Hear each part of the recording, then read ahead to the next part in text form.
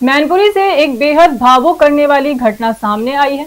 बरनाल क्षेत्र के नगला फुलास निवासी दिव्यांग स्वामी शरण अपने परिवार के साथ जिलाधिकारी कार्यालय पहुंचे और आरोप लगाया कि उनके अपने ही रिश्तेदार जमीन को लेकर उनके साथ मारपीट कर रहे हैं। उनका बेटा मंदबुद्धि है और उसी का फायदा उठाकर उन्हें डराया धमकाया जा रहा है। पीड़ित ने डीएम को शिकायत देकर इंसाफ की गुहार लगाई है।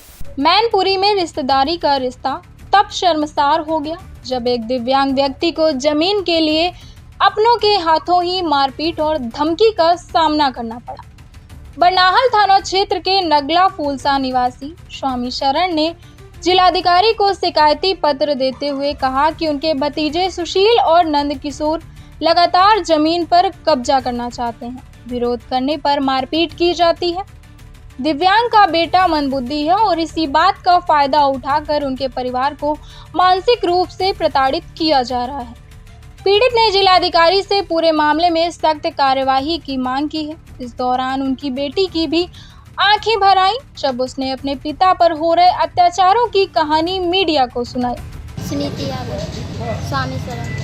हम तो मामा के यहाँ पे रहते हैं मैनपुरी में, लेकिन रहने वाले बरनाल के। आज यहाँ पूरे माता पिता के यहीं से ही रह रही हूँ, मैनपुरी में ही रह रही हूँ, क्योंकि मैं उधर रहती हूँ तो मेरी जान को भी खतरा है। पिता है, उनके पैर भी तोड़ दिया है ताऊ जी के लड़के ने, और पापा मम्मी उधर ही रहते हैं। वो भी विकलांग है, पापा भी विकलांग है। एक पैर सही था, दूसरा तोड़ दिया उन्होंने। हमारी जो दुकानें थी वो उन्होंने खाली करवा दी, ताला तोड़ दिया, सारा सामान बाहर निकाल के फेंक दिया। ज़मीन के पीछे पड़े हुए हैं, कब्जा कर रहे हैं ज़मीन पे। 30 बीघा ज़मीन, 30 बीघा है। भाई हमारा मेरे से छोटा है, उसकी शादी करा दी उन्होंने, अपनी सगी भतीजी के साथ शादी कराई है, वो उसी के फेवर में है। मेरे हिस्से में जो ज़मीन है ना हमारे पापा की, उनके 3 लड़के हैं, हमारा भाई अकेला ही है, मेरा भाई है वो भी उन्हीं की तरफ ही रहता है। तो उन्हें वो ज़मीन का लालच है, उन्हें ज़मीन ज़्यादा चाहिए, और जो हमारी दुकान है उनके पीछे पड़े हुए हैं। ये लोग कुछ कर नहीं सकते, दोनों लोग पैसे विकलांग हैं, कोई साथ में खड़ा होने वाला है नहीं। चाचा हमारे साथ खड़े होते हैं तो उनके खिलाफ भी, मतलब उनके यहाँ पे भी झगड़ा वगैरह बोला है कि एप्लीकेशन उधर भेज दी है, कार्रवाई हो गई।